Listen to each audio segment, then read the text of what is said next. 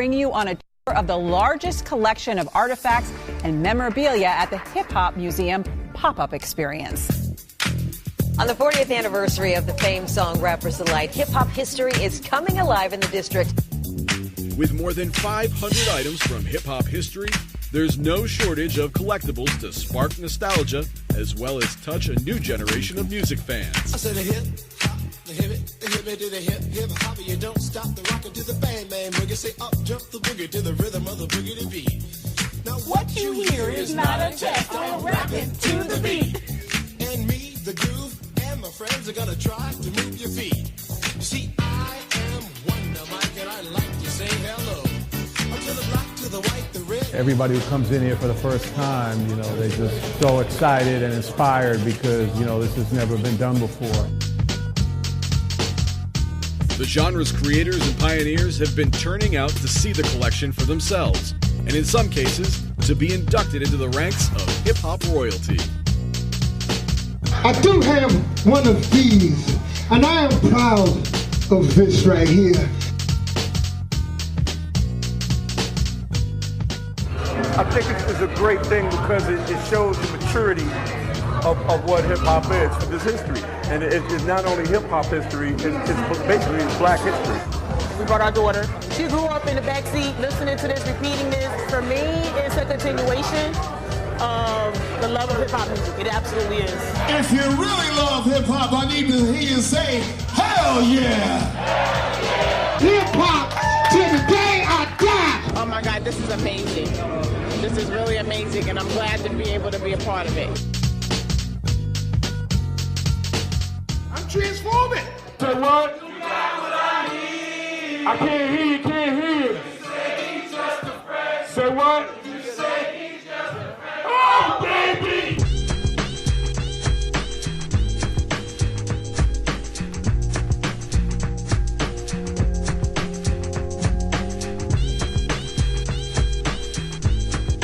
Yo, main source forever, yo. Happy New Year to everybody. Oh my God, here we are. Hip Hop in Action every Friday at 5. I'm Jeremy Beaver, CEO and founder of Listen Vision and the Hip Hop Museum with my DJ, the one, the only. B-Dub the Boy Wonder. B-Dub, B-Dub, B-Dub. Wait, I can't see you. Hold on, wait. Oh, you got, okay. And I'm back. Okay. Now you can see. We have an amazing guest today. Yes, we do. Brooklyn's own. Woo! The East is in the house. Talk to him. PF Cuttin. Let's go. So my DJ's excited. I'm excited. I'm a Brooklyn native. We got one of the greatest DJs and producers of all time, PF Cuttin. But first, today in hip hop. All right, today in hip hop, there's an incredible art show happening out in England with the Artful Fro and Killer Mike. That's right. It's called, let's see, to be part of Art the Jewels, right? So there she is. There's Artful Fro with Killer Mike. Here she is with LP, and that's Art the Jewels, hosted by Platform or something out there in England. But shout out to Artful Fro because we love her artistic, murals that she does on vinyl. I just found out our good friend Elda Sensei has, with the help of Slice of Spice, released the Lost Artifact files from 1989 to 1992. Okay, so pick up the Artifacts Lost files, demo songs they did back in the day, right now at sliceofspice.com. That's kind of really cool because I know for a fact Wrong Side of the Tracks originally contained Brand Nubian on the hook. And I don't know if that's on there, but we'll ask them. Okay, amazing news. The date's been pushed back to June 29th, Saturday, DMV freshman class. You can win over $5,000 in recording studio and promotional and video prizes here from Listen Vision. You can win your spot on Volume 2, 2019 freshman class. Call 202-332-8494 to sign up. Or listenvision.com, but really you actually do need a call. So 202-332-8494, or you can just buy tickets on Eventbrite for the competition. Okay, DMV Freshman Class 2019. And we're coupling it with the Canna Carnival. So people will be inside competing and performing, while everyone will be outside squirting each other with water guns and getting really, really high. I have not been to our Canada Carnival just yet. Oh, trust me, you're missing it. Last year was amazing. Not only did we get super stoned, but we got super lit, and it was just a great, fun time. Okay, one of my favorite shows, in addition to P.F. Cuttin's show, is Grown Man Rap Show. They just came out with their latest podcast, which is a whole tribute to the year 1989. Now, I'm going to get right into a few birthdays because May is the greatest month of us Taurians, Tauruses, Toros. No, that doesn't make sense. Anyways, happy birthday and rest in peace to the one and only Heavy D. May 24th, 1967. Heavy D's impact on hip-hop will never be forgotten, along with his cousin Pete Rock and Pete Rock's brother Grap Lova, hip-hop royalty. Also, happy birthday and another happy birthday, rest in peace, to Big L. I love this picture. You know, this is obviously the cover of the Lifestyles of the Poor and Dangerous, but rest in peace and happy birthday to you, Big L. Also, man, it's kind of sad. I didn't realize we were doing it like this. Another happy birthday and rest in peace to Biggie Smalls. We have a nice piece of artwork. That's the Artful Fro, obviously. Those are actual paintings she does on the vinyl, okay? And then look what we have here on our set. We have artwork by Kevin Carmody. This is a print that he did, which was, his artwork was featured in our first installation of the Hip Hop Museum pop-up experience. Again, another happy birthday to Lisa Left Eye Lopez. Happy birthday and rest in peace. This is some amazing work that was done by Ben Ortiz. Ben Ortiz did that beautiful piece of artwork there. And happy birthday to one half of Run DMC, or one third of Run DMC, I'm sorry, DMC, Daryl McDaniels. And of course, this amazing illustration comes to you from medina.co.uk. Go to that website to check out all of his art and prints and T-shirts. It's amazing. Another one of my favorite hip-hop podcasts is something called Hip Hop Gods Radio, and they've come out with installation number 427 with Flatline. And that's just a great show, man. I love the way they showcase all of these original, legends and a lot of these kind of forgotten tracks. And that's great. I love taking a shower, honestly, and listening to that stuff. I'm not going to lie. I hear tracks that I've totally forgotten about. So shout out to you guys over at Hip Hop Gods Radio. Today on the show, if you're just tuning in, we have P.F. Cuttin, Brooklyn's own P.F. Cuttin. And look at this amazing little flyer that we have. I just love this thing. That's the actual Biggie doll that started the entire collection, which is now the world's largest collection of hip-hop memorabilia and artifacts at the Hip Hop Museum. So right here after this news segment will be our guest, P.F. Cuttin. And then in, I guess, like media news, kind of like big merger media news, Jazz-O's Kings County Media has signed to Rock Nation an equity distribution deal. So shout out to you, Jazz-O, always finding himself right smack in the middle of some great hip-hop stuff for years and decades. Speaking of great hip-hop stuff, the special here in June at Listen Vision, DC's largest and oldest recording studio, is you book 5 hours, which is only $250, like already an insane price, and you'll get a free VIP ticket to the DMV freshman class in Canada Carnival. Okay? And that VIP ticket comes with like pre-rolls and food and a whole bunch of goodies and merch. Okay? So you get it's a $75 ticket. Y'all. So 202-332-8494. Book 5 hours in the studio and get a VIP ticket to the Canada Carnival and DMV freshman class. All right, let me speak fast now. In Brooklyn, Kid Koala's show is coming up here at the Industry City, Brooklyn, New York, July 14th. So Kid Koala's vinyl vaudeville, absolutely engaging, amazing, record and vinyl-based performance. Then Nas has announced another show here in our area at the National in Richmond. Nas will be at the National in Richmond right shortly after he's doing, I think, Merriweather Post with the National Symphony Orchestra. Okay, look at Amy Cinnamon's awesome art. We're always using her art. Look at her. She did all of the native tongues. So this is Amy Cinnamon's rendition of All Native Tongues, established 1988. Okay, and the cool thing about Native Tongues is not only did we recently meet with Queen Latifah, but on July 18th, DJ Red Alert will be bringing all of them to the Anthem for the 30th anniversary. Okay, so July 18th at the Anthem Native Tongues reunion. Okay, man, hip-hop's gone, mainstream and global when the Wall Street Journal picks up an article and talks about Lottie Dottie. So check out this amazing article if you want to go online. DZ, do we have a pic of this article from the Wall Street Journal? Lottie Dottie? Yeah, so how Lottie Dottie, a B-side from 1985, became one of music's most sampled songs. And I just think, incredible picture there of Slick Rick and Dougie Fresh. Man, go read the Wall Street Journal's take on hip-hop. Okay, so that's it. That's all we have. We're going to go to a quick break, and then we're going to get Brooklyn's Step own. inside music history as we bring you on a tour of the largest collection of artifacts and memorabilia at the Hip Hop Museum pop-up experience. On the 40th anniversary of the famed song Rapper's Delight, hip-hop history is coming alive in the district.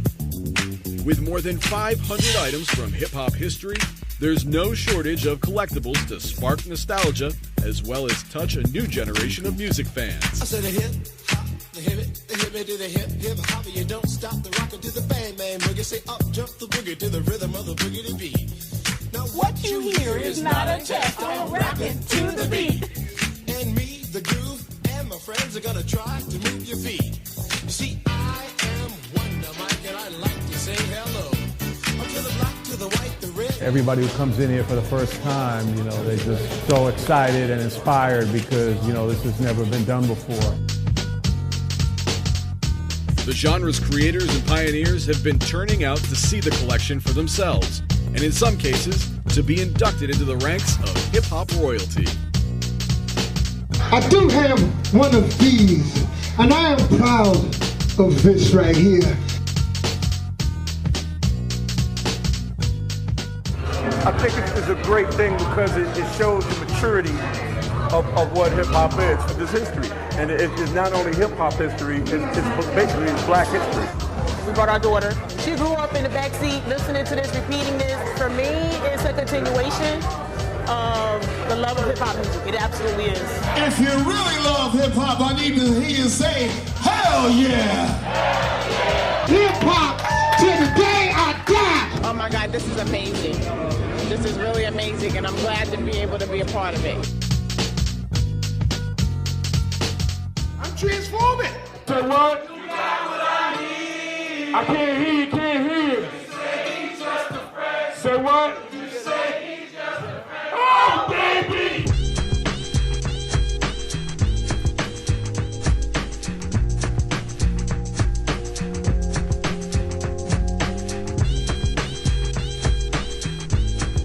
Yo, main source forever, yo. Happy New Year to everybody in the building.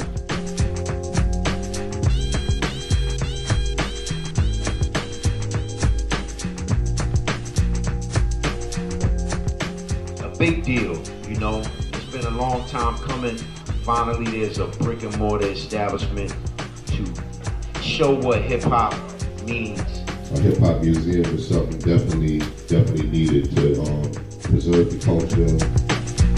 A traveling food, art, fun, broadcasting, DJ, producer, performance, graffiti, b-boy concert experience encompassing all aspects of a music culture.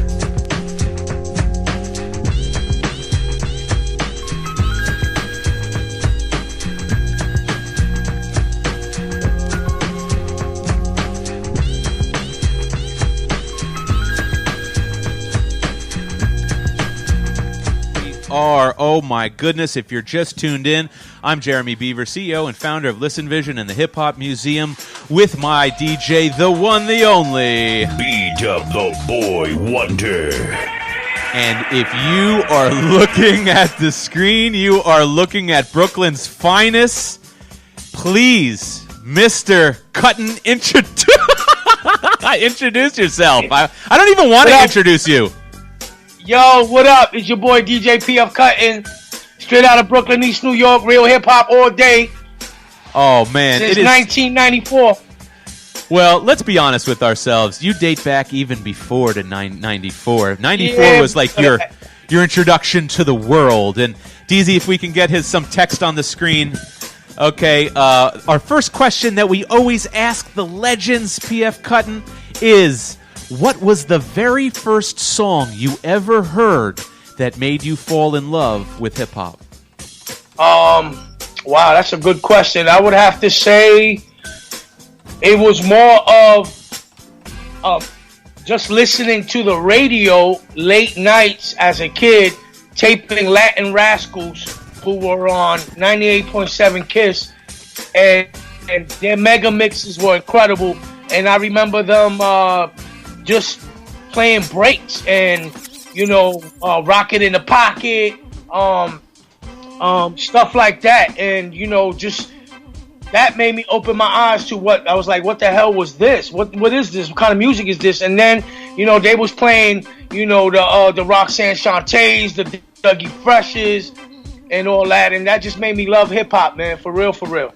Well, I don't know if you can hear this, but, of course, your big single, Danger's playing in the background. I'd like to introduce my DJ to you. This is B-Dub, my DJ. How you doing, sir? What up, B-Dub? What's good? I can't complain. Just trying to be like you, sir. Just trying to be like you.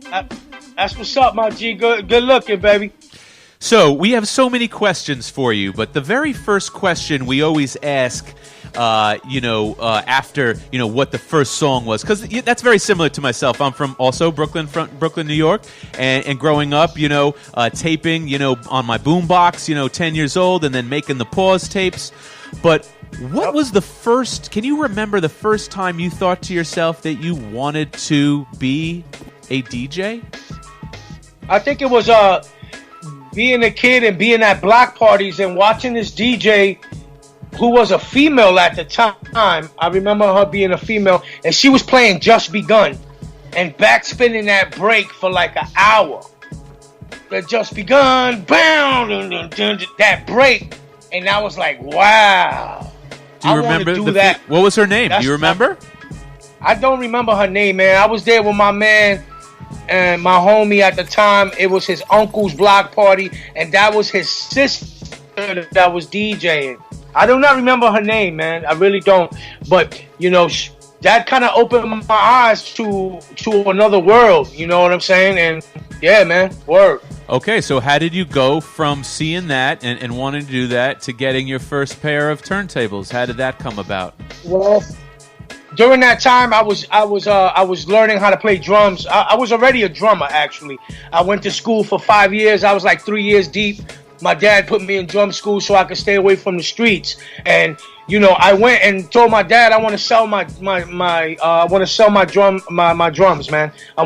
5-piece Ludwig with the Zildjian cymbals and get some equipment. So I got one turntable, a drum machine, and something else. And then I had another turntable that was like a Fisher-Price Mickey Mouse turntable that I spliced the wires with my man so it can go into my pyramid mixer. And I had two turntables. I had a straight arm technique, and I had that. And I remember having Sucker MCs on one turntable and the King of Rock album on the other. And that's how I would practice all day with those two records. You just made me speechless because I'm like envisioning this Fisher-Price turntable next to it was. Mickey Mouse had turntables and it had a bunch of stuff. They used to have a turntable that it was portable, but you had to plug it in.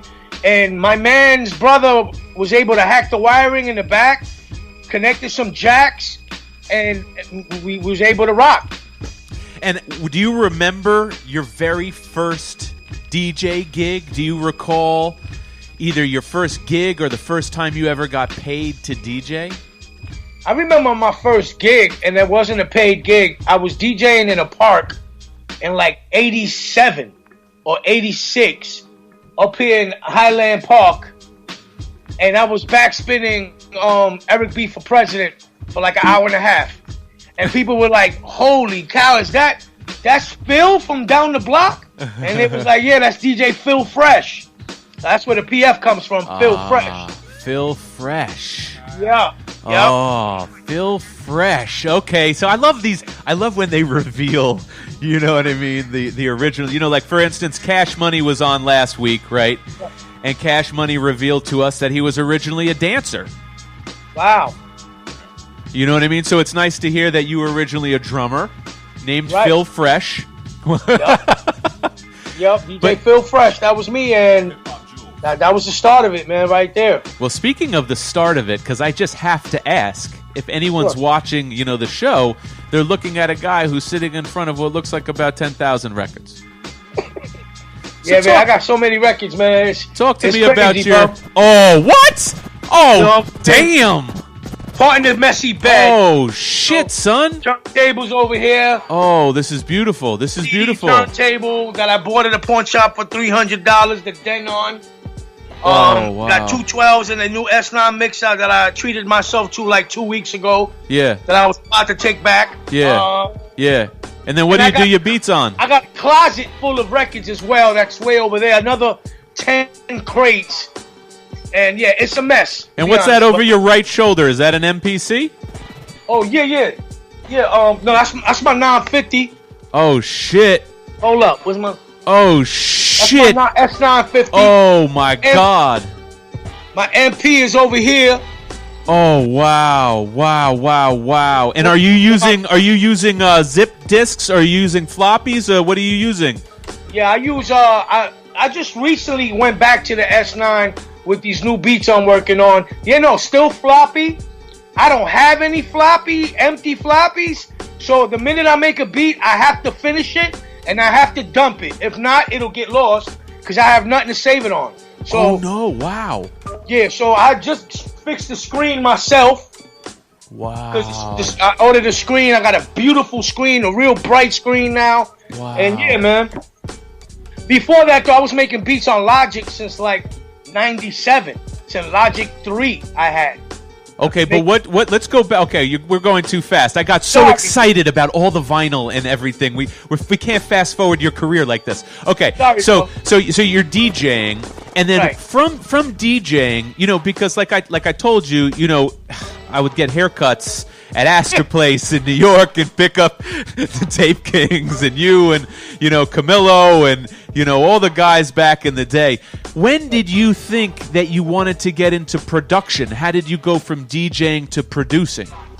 Well, that was like the drummer in me. So, once I sold my drum set, I bought a Triple D1 Korg with that money, along with one turntable and a mixer, a pyramid mixer, cheap mixer at the time. So I saved my money and I bought the S950. And then I just wanted to make music, man. I just sampled everything I could. Everything I liked, I sampled and chopped and tried to manipulate. Were you making a living as a DJ when you got into producing, or barely? Not yet. I'm not counting my friends' sister's party or the hooky jams. Right. I wasn't making any money. Like, it was just out of love, Right. And so you got into producing, and what's your first taste of creating a track and recording it? When was that first time you ever, took one of your beats and recorded vocals over it? Can you remember that? The first time was with Mr. C. It was a record with MC Shan. I did the drums on there on this record with MC Shan. Time to Defend Ourselves, it was called. You remember that record? I'm just in shock. Your first time you ever go to record a track is with MC Shan and Mr. C? Right, but I got co-production credit for the beat when, I just did the drum programming on that beat. You know what I'm saying? But still, I hate you. Because, what, dude? Your first, all the rest of us are recording, no-name schmucks from around the way, and here you are. Yeah, I think it was MC Shan and Mr. C. All right. Yes, what's even funnier was the second time, it was like, I played drums on a record. And that was for a blind rapper named MC Watchout, who was signed to a sub-label of Tommy Boy called Body Rock. and I did the B-side, and the B-side was called Drop the Bass. And he would go, hey, yo, Phil, drop the bass. And I'd be like, so I was playing live drums, and that was another production I did. And they spelled my name wrong, CF Cuttin. And CF Cuttin. So close. So close. But wait, the MC Shan record, did that ever come out on vinyl? Yeah, that's on vinyl. Yeah, it's called Time to Defend Ourselves, or something like that. Do you still own that record? Yeah, I have it. Don't ask me where it is, but I do have it. No, I like how you're like me. You got the weird vinyl OCD where it's like you reference a record and you just immediately look in the direction of where it might be, like just without even thinking. Over here. I think it's in this region. It's in this vicinity. Oh my God. Okay, so fast forward. Well, first of all, how did you even meet Mr. C and MC Shan? How did that even go down? They were. He was friends with Blase Out Loud, and we was all friends, like just friends. You know, I would play Madden with C back in the days, and with Master Ace as well. You know what I'm saying? We was all friends, man. Okay, so you're just talking about the Brooklyn Posse. I'm sorry. I met C and Master Ace through Out Loud, which is now Blase. Okay. So wait, does Out Loud not call himself Out Loud anymore? Out Loud has not called himself Out Loud for like 13 years, brother. Okay, cool. No, that's fine. So then how did you hook up with Blase? You know, how did that come about? That's my childhood friend. Like, you know, we used to play wiffle ball, two-hand touch, manhunt. That was my childhood friend, and we loved hip-hop, and he was rapping, and I was making beats and DJing. So we decided to go put our money together and book studio time. And that's how it all started, man. What studio was... I don't know if you can see our set. Can you see that we got, the single on set? I can't see anything. I can't see y'all at all. All I see is your logo, but that's all right. Oh, really? Okay. Well, yes, we have adorning the set, of course, is, the Fader single of Danger and the remixes. Where was that recorded at? Danger? Yeah. Danger was originally recorded in a studio in Staten Island called Laughing Dog Studios. And many Staten Island Wu members recorded there after we recorded there, you know what I'm saying? But then we took that, we mixed the song, we created a demo package, it got shopped, it got picked up. Then we went back to another studio, which is D&D, to make it bigger, make it sound better. I added some low end and mixed it better, and that was that. And Premier did a remix. And then Premier later on, once we were signed, we paid him to do a remix. Uh-huh. And so tell me about that process, about, a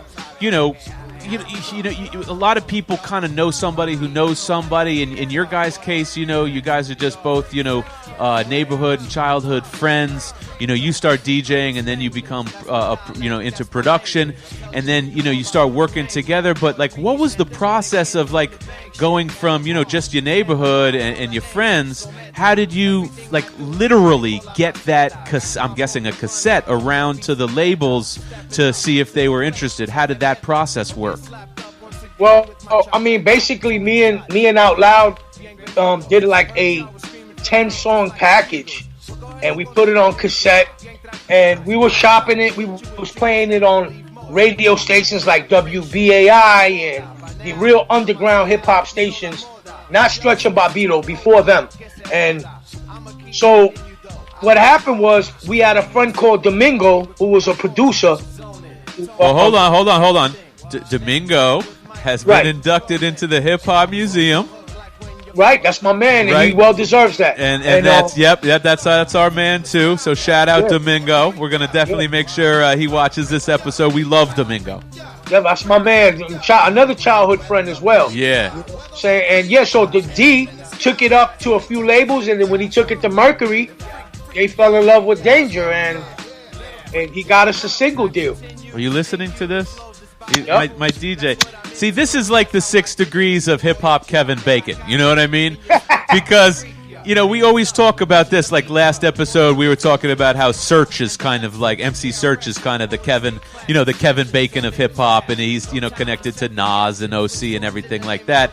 But it's interesting to see just how many connections Domingo has, starting with Marley Marl, And what about you? Who were you? How did you learn to produce? Like, Domingo was kind of, the prodigy of Marley Marl. How did you learn to work an MPC and sample and do all that stuff? Well, I was fortunate to have a friendship with a blind rapper called MC Watch Out, and he introduced me to Daddy-O, and he introduced me to Lumumba Carson of the X-Clan, and, I used to run with Daddy-O a lot, like go to clubs with him. He would sneak me in clubs or bring me into clubs. I remember he snuck me into Latin Quarters and I saw Red Alert spin It's a Demo for like 3 hours. It blew my mind. Like, I was like, wow, this is great. This is what I want to do. And, I even saw Daddy-O make beats and produce. And I saw Daddy-O up at the studio tell Bobby Simmons the drum line to play and all that. So, yeah, man, I learned watching D and a lot of trial and error with myself. Wow. And that's so crazy because Daddy-O is another one that a lot of people can trace their careers to. And I'm going to tell you, if you remember, at our grand closing of the first installation here in D.C., we inducted Nonchalant, a local legend here in D.C. Okay? Oh. And the only reason 5 o'clock in the morning became the record that it became is because Daddy-O was in the studio and went into her and was like, nope, that's the record. You have to go with that record. And I just find that, I love these little stories because it's always like, shit, you could probably, how many records are we tracing back to Daddy-O? A lot. Yep. A lot. So you saw him produce, you're like, wow, that's amazing. I want to do that. And was he rocking an MPC? What was he rocking when you saw him, producing? I remember him using a Linn drum. I remember seeing him using a Linn drum. I remember him using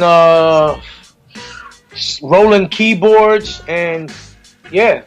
Wow, Linn drum is old, man. Also, too, I was at Spider's crib when he created Poison. I remember seeing him doing that in his projects. You know what I'm saying? Speechless.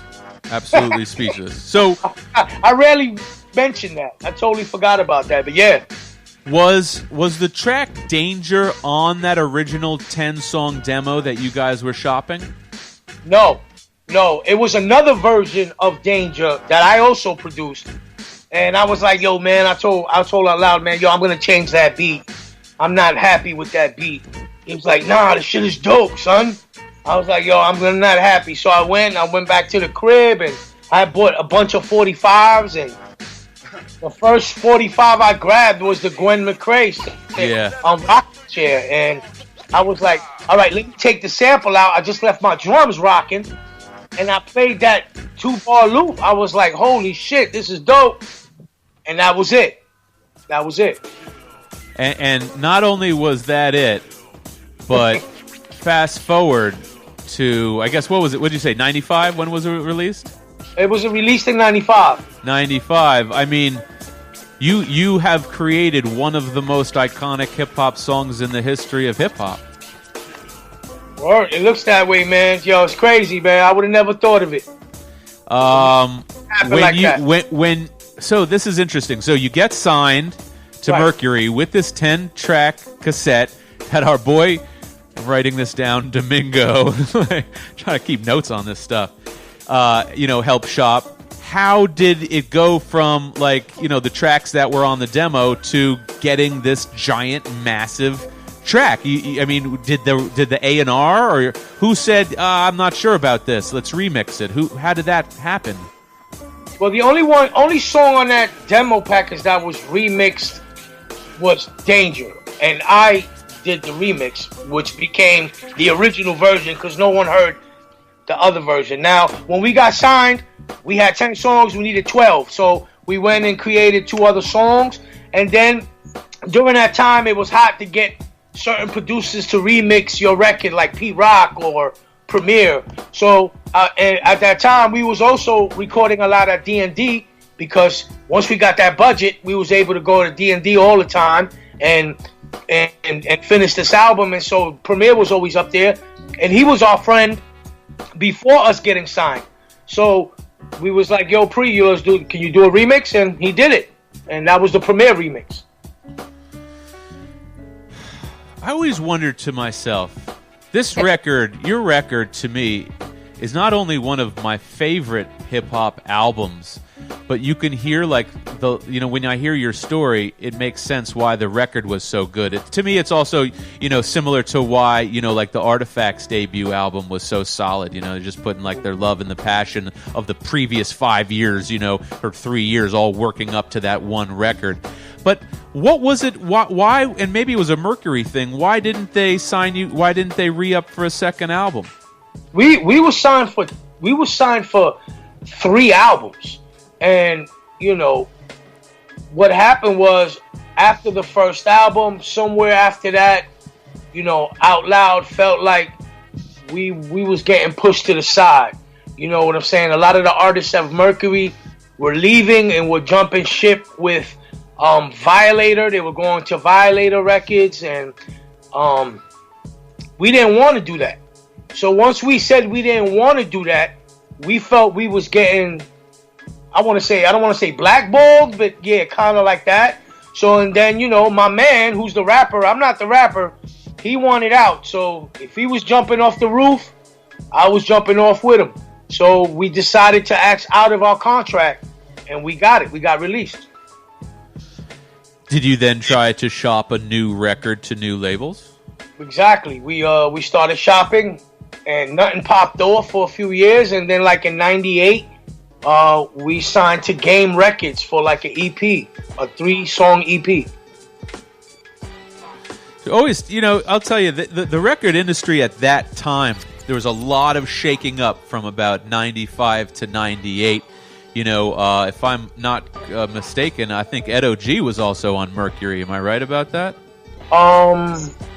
I'm not sure. I know Ill and Out Scratch was on Mercury. Yeah. I know Chuck D as a solo artist was on Mercury.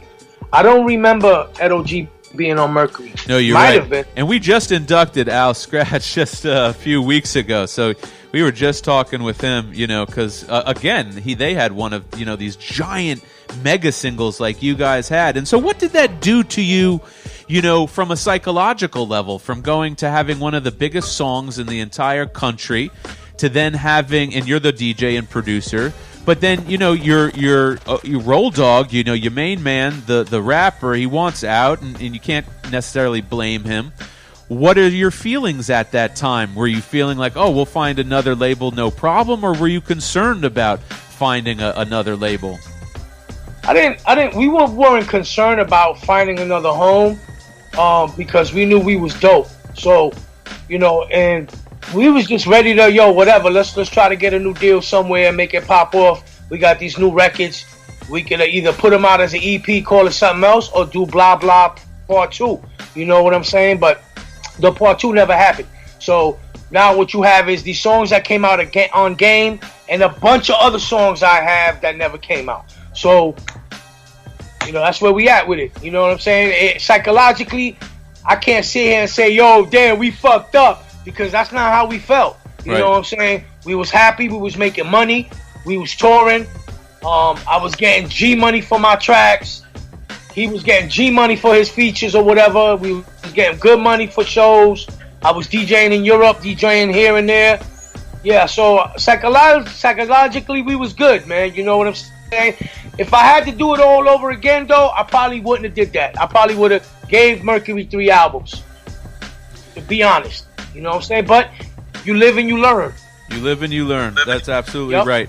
And we have a historian at our museum. His name is Jay Kwan.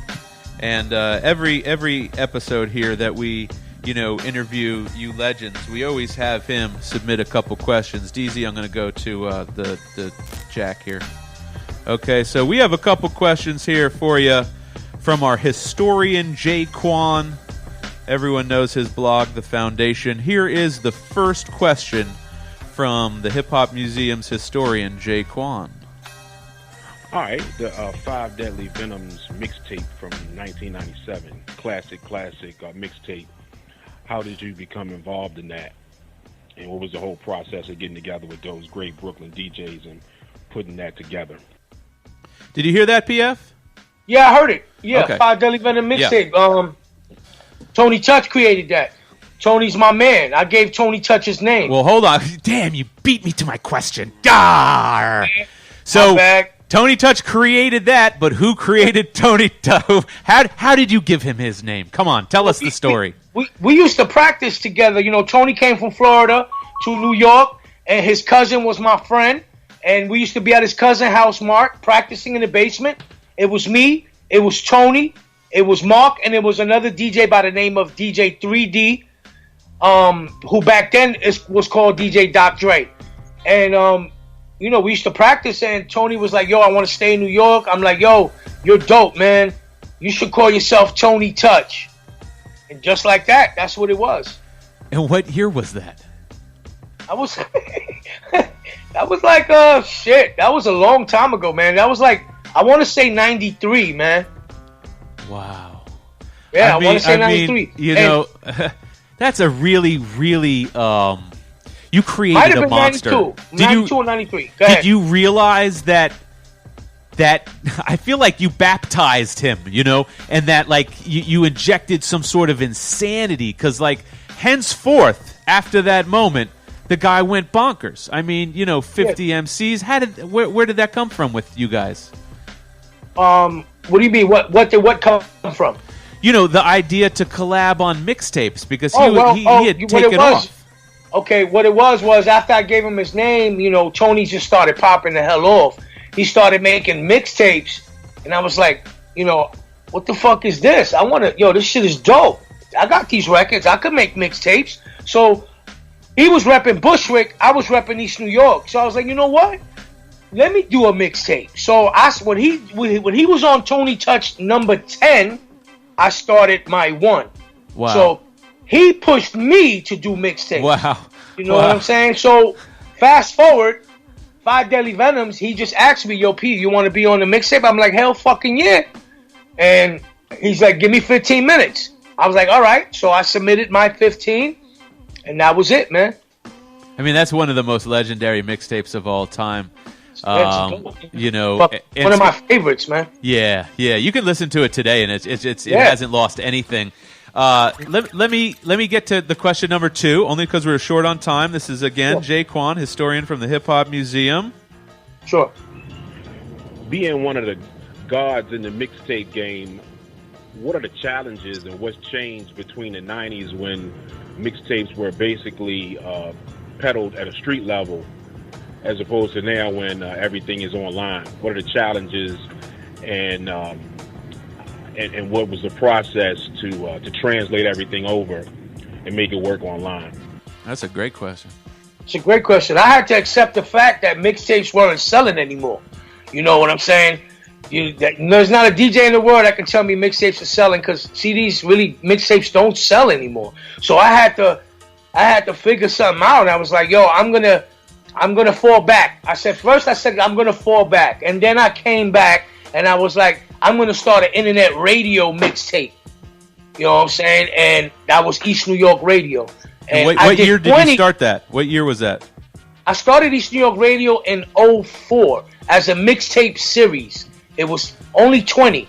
And then from there, you know, the mixtape game, I wasn't, you know, it was a time I was paying my car notes, paying rent, having like, you know, everything being paid for with mixtape money. That didn't exist anymore to me. I don't know about anybody else. I wasn't making any bread like that with mixtapes. So I was like, yo, let's make this an internet radio show. Because, you know, people's response to East New York Radio was crazy. People loved it. So I was fucking with Sean at the time. You know, that was my man. I was like, yo, P, you want to be my host? Yeah, fuck it. Listen, I'll be your host. I'll fucking howl on records I don't like. I'm like, hey, you do what you want to do. And that was that. You know what I'm saying? And so let me ask you, when did you guys go to WKCR? Well, WKCR, it just happened like last year. The guy who was doing the Stretch and Bobbito time slot, Decon Strange, he goes to the school. His show is called Uptown Anthem. he basically didn't know hip-hop was still popping. So my man Israel said, yo, you should holler at PF. Let him come up here and do a show once in a while. That's how I started doing it. And, for someone to let you run your show through their show, it's kind of special, and I appreciate them for that, because that's like, I'm on the FM dial for real on Thursday nights because of that, man. And, it could be taken away at any given moment because it's college radio. I don't go there. So, but I just appreciate it for what it is, and every opportunity I get to be up there, I'm up there, man. Well, there's a lot of history there, and the fact that you're there, I couldn't think of anyone better to kind of fill those shoes. Stretch and Bob Vito obviously have a special place in all of our hearts, but your East New York radio is special to me. I actually don't listen live, but I make sure nowadays I'm either, if you don't get blocked on YouTube, I'll listen on YouTube or your SoundCloud. I think you guys are also on Mixcloud, is that right? Yeah, I put it on Mixcloud, SoundCloud, and on YouTube when they don't block me. Yeah. Hey, but, tell everybody, because this is, I feel like we haven't talked enough about this. Right. Sean Price, to me, is actually, rest in peace, but is also one of my favorite MCs of all time. Tell me a little bit about what it was like to work with Sean and produce Sean and your feelings about, his legacy. That was a real close friend of mine. I miss him very much. And, it was a great time working with Sean. You know what I'm saying? We hit it off from the beginning, from when I did the Helter Skelter, 2 joints for Helter Skelter that never came out on their album that I put out through Fat Beats with him. And since then, we've been friends. Then we did Donkey Sean Jr. and can maintain a relationship. And he was one of the best rappers ever to me. You know what I'm saying? We totally agree. Funny as hell. Funny. But angry as a motherfucker. And he will knock your head off, man. I've seen it dozens of times. And he had like a superhero Hulk. He's like the hip-hop Hulk, right? Yeah, he definitely was, man. He definitely was that. And there's a lot of tough guys that were out then when he was alive that are still out now, and they were really quiet when he was alive. Yeah. And now they're really, whatever, man. Yeah. Well, tell me about... I don't want to, just list your discography, but give me, the top 10 or 15 artists that you've produced for that you're most proudest of. OC. Of course. Definitely Sean, the Blase, Chuck D, Thurston Howell III, Tony Touch, Massive Tone, who's a group out in Germany that I produced. My man Truth, a dope artist. And that's about it right now. My man Laba. And all of this music, I found that PF's done a good job of putting like a lot of his albums or a lot of the good stuff on his Bandcamp. So go Google PF Cuttin. The third listing is his Bandcamp, and check it all out. I've been listening to it all week. Let me ask you a quick question. As an old DJ myself who used to go all the way Midtown to Rock and Soul to get my records, did you ever come out with like a party break or DJ break record, or am I losing my mind? No, you didn't. You're not losing your mind. I came out with one break record on Massive B Records. I knew it! On Massive B Records, yup. Something, I forgot the name of it, man. It's some Put Your Guns Up or something like that. I forget. Yep. But back in the Nubian Cracker days. Yeah, exactly. And yeah, man, Bobby Condas, that was my man. Yeah. Still to this day. You know what I'm saying? Well, speaking of, things that were really noteworthy, that was noteworthy to me because I was like, what? Is this really PF Cuttin is doing a DJ break? What? Yeah, it was called One Gun. That was One Gun, Two Gun. Oh man, now you're right. It's probably back to your left. It's right behind you, I'm sure, right there. Oh God. Oh PF. Oh, there's no way you're gonna find that. There's no way. Nope, not it. Nope. So close. So close. It was there at one time. Oh, we're just staring at your butt cheeks. But it's so nice. Oh, it's so nice. Oh, that was... Hey, nice shirt. Speaking of that shirt, listen, we're running out of time, so I want to talk about just a couple things. The album you did with OC is a masterpiece. Why? Man, thank you. Why? Why is it a no, seriously, why is it a master? Like, seriously, everyone that I talk to goes, every fucking track is amazing. It's conceptually brilliant. Why is that album a masterpiece? Because it came from our hearts, man. It came from my heart. Them beats came from our heart. Them lyrics came from OC's heart. It was right after Sean P died. It was a wrap. I didn't want to do shit anymore. I was ready to take all these fucking records, take that MP and the 950 and sell it. And the nigga O was like, nah, PF, you got to continue. Play me a beat. Then I played him Beneath the Planet Apes. Was supposed to be part 2 to Planet Apes with Sean. And he heard that beat, came back the next day, laid that song. I played him another beat. He laid that the next day. And by the time we looked, we had 10 songs. Wow. Done. Wow. So it was just real natural. It was just real organic. It was just real organic. Real organic. The album was done 2 years ago. I just didn't want to put it out. I wanted a situation. I wanted to get some money for it. So luckily, I met these people called Tough Kong. They paid me off for the vinyl. I did this over there, did that over there, and put it out, man. Nice, nice. All right. We're running short on time, but I want to let you know that, at the Hip Hop Museum, we have the largest collection of hip hop artifacts and memorabilia in the world. And if I contact you offline after this, would you be willing to talk with us about how you would like your display to look? Do you have any of maybe like the Danger demo or floppy disk? I mean, do you have anything special in your vast collection that would represent you and your career well? I do have a few things. Okay. Okay. We won't nail you down because just looking at your surroundings, I bet you have a few great, amazing things. Okay? But I want to let you know, this interview is just the precursor to your induction, okay? Our induction ceremonies, we now do like really proper, serious induction ceremonies where we have you, come out to whatever location the music, because it's a traveling installation, traveling museum. We have you come out, you would DJ or perform, and we do a whole ceremony with a plaque and everything like that. But this is the audiovisual component, because everyone needs to have on file, right? Like an educational history of PF from his voice himself, right? No question. Okay, so what do you want to leave the people with in terms of like, what are you working on now? Where can people find you? How can they get a hold of you if they want a beat from PF Cuttin? How do they do that?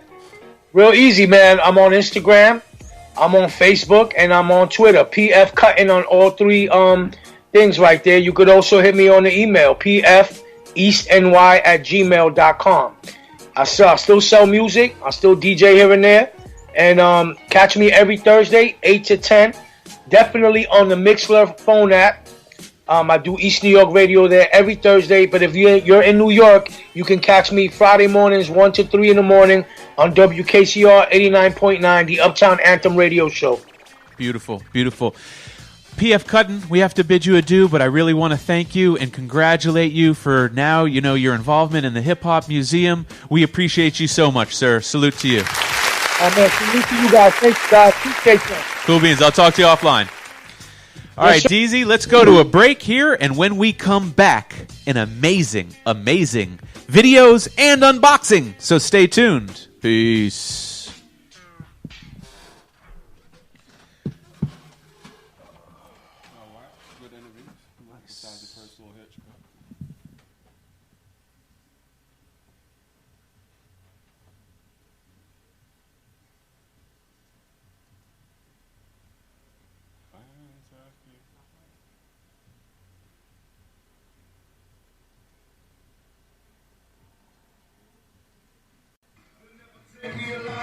Inside music history as we bring you on a tour of the largest collection of artifacts and memorabilia at the Hip Hop Museum pop-up experience.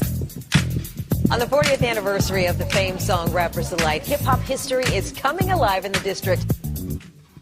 Oh my God, that's right. Here we are. Hip-hop in action every single Friday at 5 p.m. I'm Jeremy Beaver, CEO and founder of Listen Vision and the Hip Hop Museum with my DJ, the one, the only... B-Dub the Boy Wonder. B-Dub, what'd you think of PF Cuttin? Great guy. alive, very legendary too as well. Yo, he's such a good dude, man. He's such a good dude. Shout out every human from Brooklyn. So transparent with the crack too, but I'm gonna leave that alone. Yo, with the ass crack. Thank you for the ass crack, PF Cuttin. That was the highlight of the interview. Okay, let's go right into featured videos. We have so many cool videos. I found somebody who's making a bust of Tupac, and it's like almost kind of crazy realistic. Let's take a look at this bust of Tupac.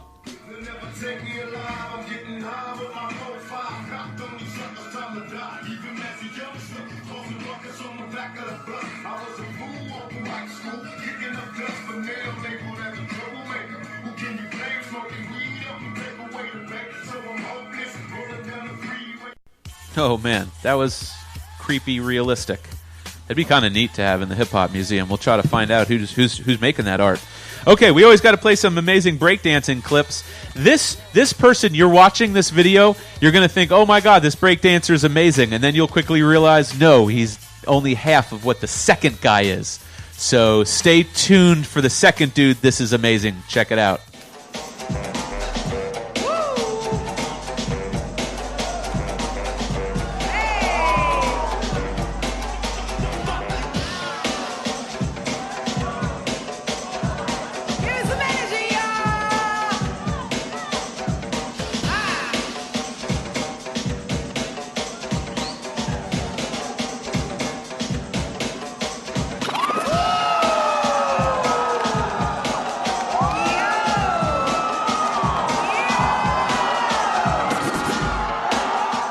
Okay, no, that was the guy who was amazing. There's no second guy. That first guy's just amazing. I've never seen anyone like bounce off his head and hand like that.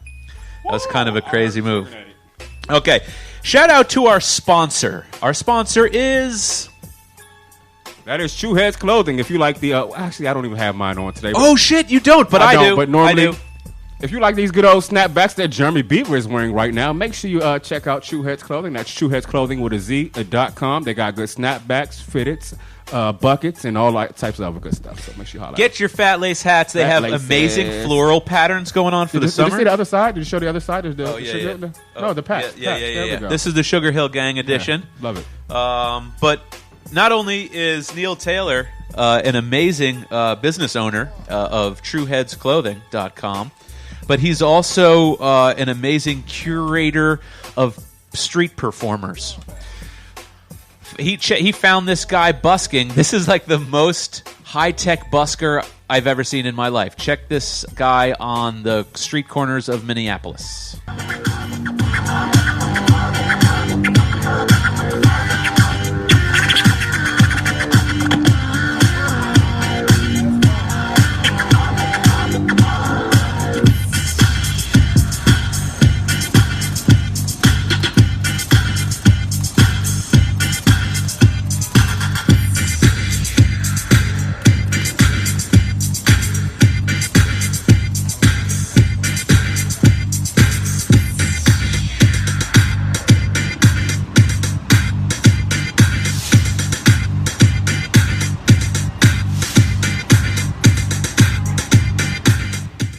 Okay, taking it to a whole new level there with street performances in Minneapolis. Shout out Neil Taylor and our sponsor, TrueHeadsClothing.com. Here is a video from last year's Canna Carnival to show you what this year's Canna Carnival is going to look like. So get your tickets now. No, wait. There's no tickets to get. It's free. Okay, sorry. Don't get your tickets now, but do prepare to come June 29th, Saturday, 1 to 6 p.m. to get really, really, really, really, really stoned. Okay, you can get a VIP ticket, though. You could buy a VIP ticket. I think it comes with free food, free pre-roll, and free merchandise. Check this out. This is the Canna Carnival coming up June 29th. Let's smoke some weed. Let's have some fun. Mini Cove. June 29th, listen, vision. Barbecue. Let's smoke some weed, let's have some fun. Carnival. June 29th, listen, vision. Water fight. Let's smoke some weed, let's have some fun. Infused food. June 29th.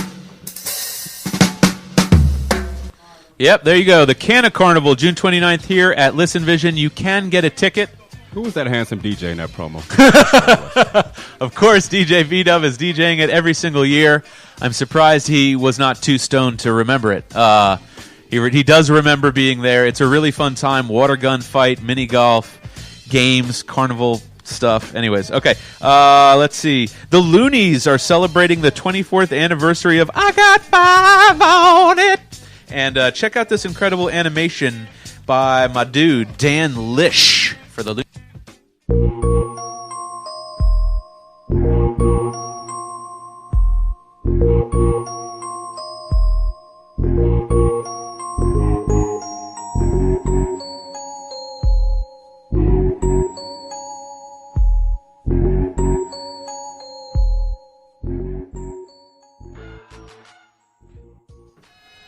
Hey, there you go. The 24th anniversary of I Got 5 on It. That was illustrated by Dan Lish, and I'm pretty positive that there is a re-release of the vinyl, and that's why that was done. So you can go find that vinyl out there. This is the best hip-hop impressions I've seen since Jay Pharoah. This is a white dude. You can tell me if this dude is better than Jay Pharoah, who I think is the best hip-hop impressions. Okay, this is a story all about how my life got flipped, turned upside down, and I like to take a minute, just sit right there. I'll tell you how I became the prince of a town called Bel Air. Air. I'll tell you how I became the heir. Air. Talk this way. In West Philadelphia, born and raised on the playgrounds where I spend most of my days. Chilling out, maxing, relaxing, all cool, all shooting some b-ball outside of the school. When a couple of guys were up to no good started making trouble in my neighborhood. I got in one little fight. My mom got scared. She said, "You're moving with your auntie and uncle in Bel Air." I whistled for a cab, and when it came near, the license plate was fresh and there were dice in the mirror. If anything, I considered this cab was red, but I thought, nah, forget it. Yo ho, to Bel Air. I pulled up to the house about 7 or 8, and I yelled to the cabbie, "Yo home, smell you later." Looked in my kingdom, I was finally there to sit on my throne as the Prince of Bel Air. Yo, that got everyone speechless here in the studio. That was bizarrely good. All those voices, though, too. The Ice-T was good, but I thought the Snoop Dogg was amazing. The Eminem was good, too. I like the J, personally. The J was funny. All right. Shout out to Andre Leroy Davis, amazing artist who was featured in one of our panels at the Hip Hop Museum. He went out to see the Jungle Brothers show at Sony Theater in Manhattan, and Red Alert was on stage. Check out these videos that are brought to you by Andre Leroy Davis.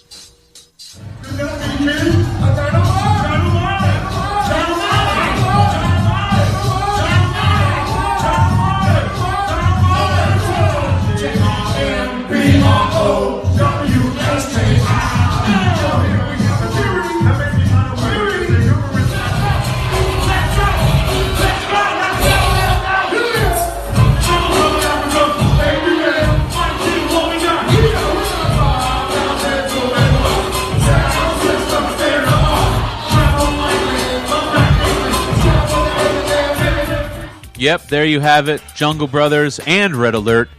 5,000 booming watts. Man, I love the Jungle Brothers. They will also be coming to D.C. on the 18th of July for that 30th anniversary of the Native Tongues. Okay, let's see. LL Cool J got a nice personal tour of Vicky Toback's installation at the Annenberg Space out in L.A. Let's take a look at Vicky Toback and LL Cool J and Timothy Ann Burnside at the Contact High installation. LL Cool J is hard as hell. Battle anybody, I don't care, you tell. I excel, they all fail. Gonna cocktail, double L, must rock my bell. Trey. Yo, it's crazy. Look at Marley. Buster. Feeling that 1,000%. Now I'm feeling that. That shit is dope. Woo.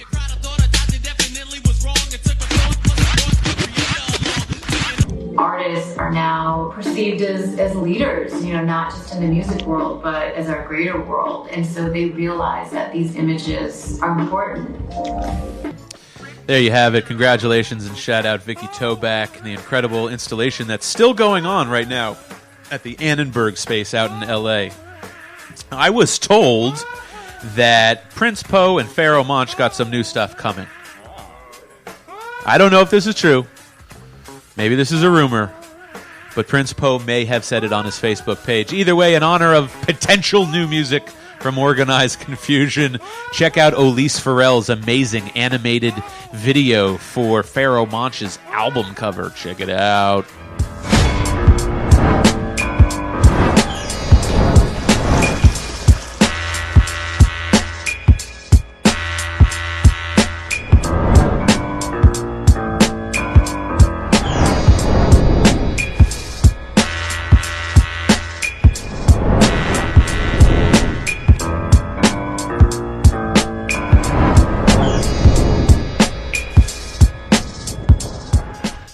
Okay, so I just completely lied. Okay, there's no new music coming. It's a show, June 20th, in New York for Internal Affairs, kind of a 20th anniversary reunion for that album with Prince Poe and Pharoah Monch. I'm sorry I lied. We're 100% going. Do you see it was free? That's my favorite price. You have to drive either one way, all right? All right, you coming, Paper Cut? Oh, he wasn't even here for the conversation. All right, we have limited time. You come at Pharoah Monch, New York. Prince Poe, coming? Oh, stop, man, get out of here, man. Playground, my favorite app. We're always showing it. We probably should get a sponsorship from this company at this point because we're constantly talking about it and promoting it. Check out their latest little mapping design to make beats.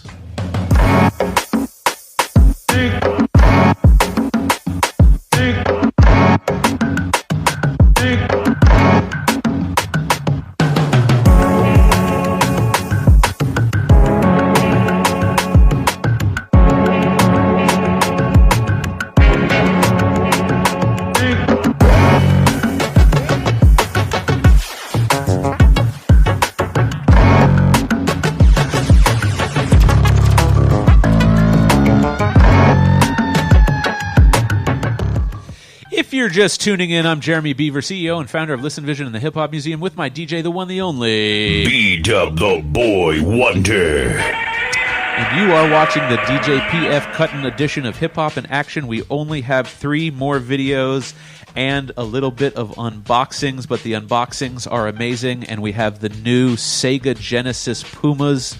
So stay tuned, Sega Genesis Pumas. That's right. Game over. All right. Sir Mix-a-Lot likes popcorn. I like popcorn, but it gets stuck in my teeth. So you know what's better than eating it? Making a beat out of it. Let's check it out.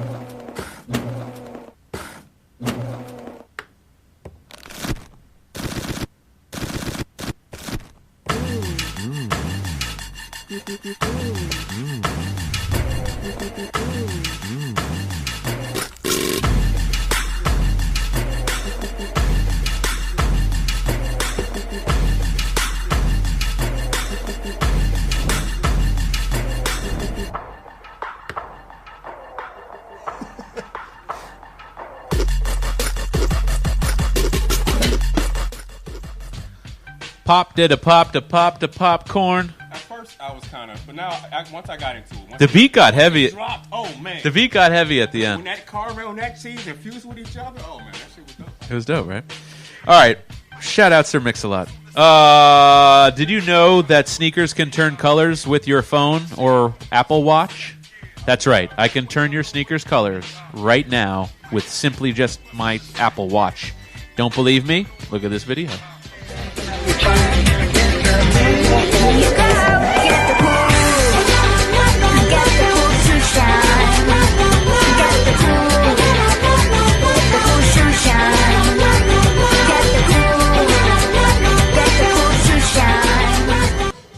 Okay, I'm not going to lie. I don't even know if that's real. Okay, but in my mind, that's real, and that can happen. If it can't, I'm sorry for tricking you. If it can, go buy it. All right, last video. I thought this was a great way... What? Say it. I have nothing to say on that. I would like those sneakers. Just because they could be whatever you want them to be, you know? Anyways. All right, speculation. Nope, that's not a word I can't spell. That is a producer's name, Speculation. And he made a really dope promo for this beat or track he made.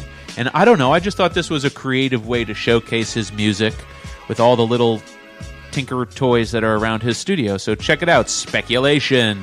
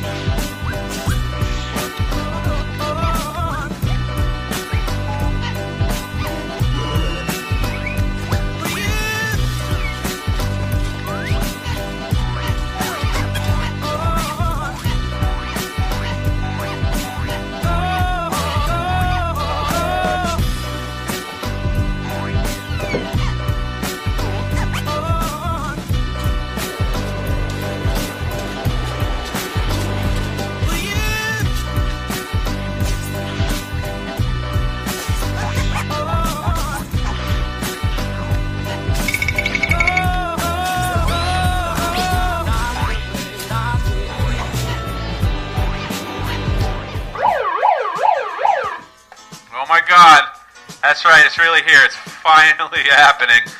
PF Cuttin edition of the unboxing for the Hip Hop Museum. All right, sorry if that was really loud. God, sorry, very loud. All right, PF Cuttin edition. I don't know if you can see our set is adorned with the single of Danger. Okay, we got the artwork from Kevin Carmody. Kevin Carmody is on set. For Biggie's birthday, and of course we have the Def Jam Adidas on set as well. But right now we are going to unbox things, and in fact I mentioned it before. These are the Sega Genesis Pumas. Okay, Sega Genesis Game Over Pumas. I think they're really cool. And I'm probably going to rock them because I don't think they're really meant for the Hip Hop Museum. Let's see if we can get a close-up on these. This is the, I think they're called Game Over. No, wait, hold on. Error? Wait, shit. Look at all the ones and the zeros on the heel. That's pretty neat. Oh, there it is. Game Error. Sorry, not Game Over. Game Error. All right, I am going to rock these. And I'll fuck with them. What do you guys think? Yes? No? All right. Right? All right, so there you go. First unboxing, the Game Error. Game Error. All right, we can just turn the camera this way just ever so slightly. All right, this is a big deal here.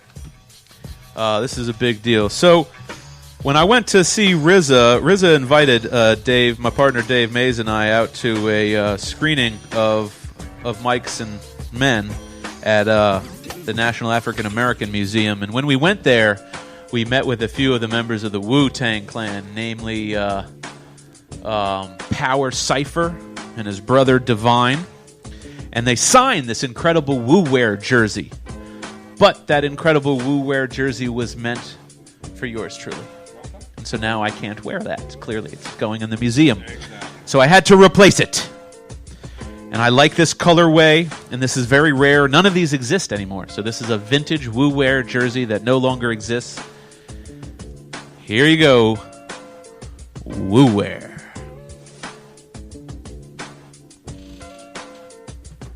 It's like kind of like the Indiana Pacers colors. Is that kind of cool or what?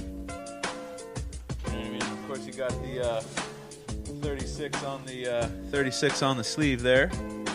But yeah, fresh to death. All right.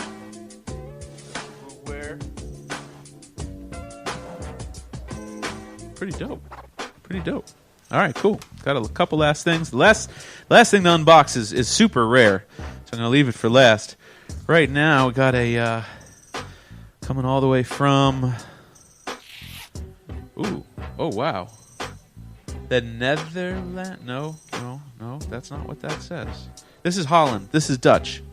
This is no, the UK. Okay. God, man. Coming all the way from England. Ooh. Oh, it finally came. Oh, man. Okay, this is really, really special and rare, so check this out. Rest in peace, John Singleton. And if you were watching our last show with DJ Cash Money, we unboxed the last and only signed glossy of John Singleton, signed by John Singleton. This week, we are unboxing the original sample of the VHS cassette to Boys in the Hood. Please zoom in on this, DZ. This is simply a graphic design proof.